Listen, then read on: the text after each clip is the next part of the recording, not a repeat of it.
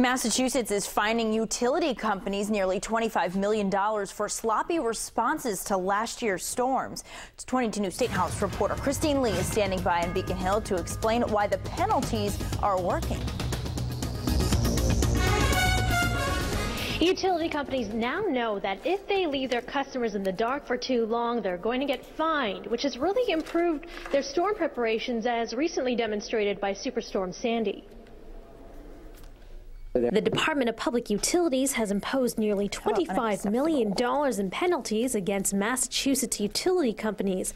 A DPU investigation concluded that utility company responses to Tropical Storm Irene and the 2011 October snowstorm were inadequate. They have a responsibility to the customers to get restoration in a safe manner, and that we are watching, and if they don't meet the level of expectation, that there are going to be significant penalties. National Grid is ordered to pay nearly $19 million, NSTAR $4 million, and WMECO $2 million. In each case, DPU investigators were dissatisfied with utilities for their slow response to downed power lines.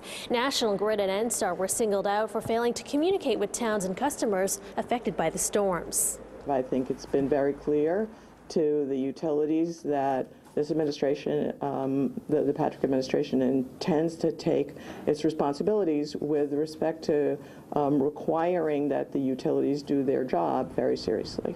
In late October, when Superstorm Sandy hit Massachusetts, administration officials say utilities were far more prepared to handle inevitable power outages. They had contracted crews from out of state here earlier, but the level of communication was better, and the response to down wires was better. The Patrick administration is confident the penalties are working. All the money from the fines will be returned to ratepayers, and the DPU is monitoring closely to make sure the costs are passed on to customers.